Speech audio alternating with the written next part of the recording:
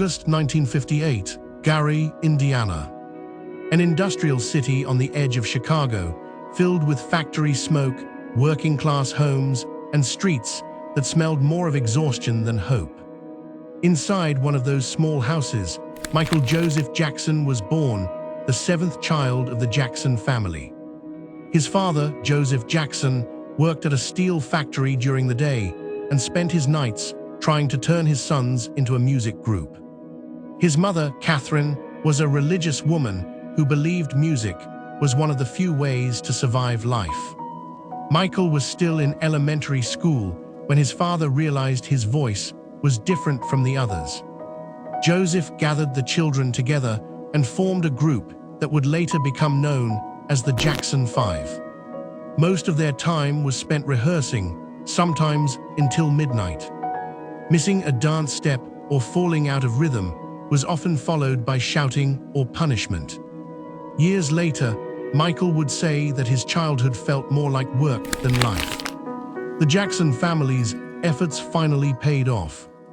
In 1968, they signed a contract with Motown Records, the company responsible for introducing many of America's biggest black artists to the music industry. Michael was only 11 years old. One after another, the group's songs reached the top of the charts. ABC, I Want You Back, I'll Be There. Something almost unheard of for a newly formed group. By the end of the 1970s, the Jackson 5 were no longer just a successful American group. They had become a global phenomenon.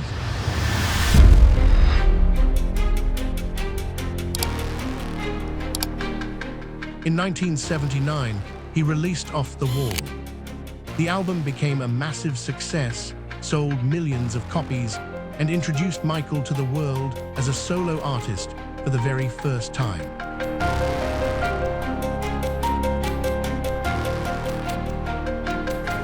November 1982.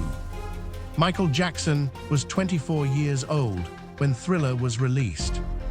No one expected the project to change the music industry forever.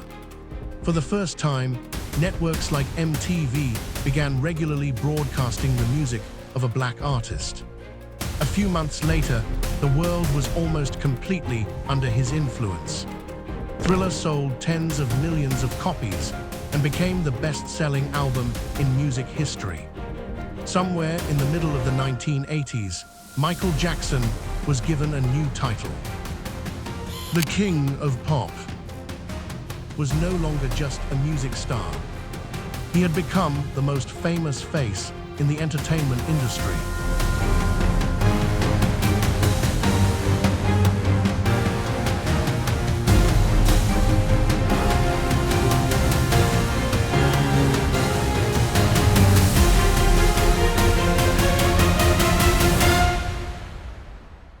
From 1984 onward, another change gradually began to draw attention.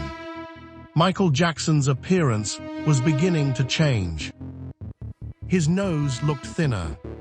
The structure of his face had changed, and his skin appeared lighter than before. These changes happened gradually, not suddenly, not overnight. When the album Bad was released in 1987, the public was now looking at a very different version of Michael Jackson. Newspapers wrote about cosmetic surgeries, while others speculated about the change in his skin color. Years later, Michael said he had vitiligo, a disease that gradually destroys skin pigmentation. His doctors later confirmed the condition, but by the middle of the 1980s, many people were more focused on the image itself than the medical explanation behind it. In 1988, Michael bought a massive property in California, a large estate in Los Olivos that would later become known as Neverland. Inside Neverland, he built a private amusement park, a zoo, movie theaters, and playgrounds. On some occasions, sick children and low-income families were invited there as guests. But very quickly, Neverland became part of Michael Jackson's public image. He was no longer just a singer. He had become one of the most famous and controversial figures in American pop culture.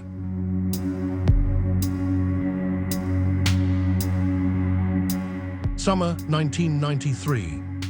For the first time, Michael Jackson's name became connected to one of the most controversial cases in entertainment history.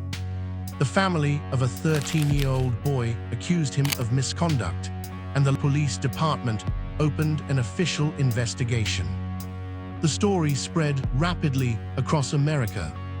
Reporters gathered outside the gates of Neverland, and for the first time, the world's biggest music star was making headlines not because of an album or a performance, but because of a criminal investigation. A few days later, police searched Neverland Ranch. Images of officers entering Michael Jackson's private property quickly became some of the most talked-about news footage of the year. Michael denied all accusations. The case was eventually settled out of court without a criminal trial. But the crisis did not end there. The Dangerous World Tour was cut short, and Michael announced that he had entered treatment for addiction to painkillers. By the middle of the 1990s, Michael Jackson's public image no longer resembled the Thriller era. In 1994, Michael Jackson married Lisa Marie Presley, the daughter of Elvis Presley. For a while, it seemed as though Michael was trying to build a calmer and more stable life away from the chaos surrounding him. But the marriage did not last long. Less than 2 years later, they divorced. In 2003, a documentary called Living with Michael Jackson was released. Some of Michael's comments in the film brought old controversies back into public discussion. A few months later, another investigation began. Police searched Neverland once again. In 2005, Michael Jackson stood trial in one of the most publicized court cases of the decade. The trial lasted for months and was followed around the world. In the end, the jury found him not guilty on all counts. But years of legal battles and constant pressure had already taken a serious toll on his career and finances. After the trial, Michael spent long periods away from the United States and appeared less frequently in public. By the late 2000s, reports about massive debts surrounding him had become increasingly common. Even Neverland itself was close to foreclosure. Then, in March 2009, Michael appeared in London and announced his return. A concert series called This Is It.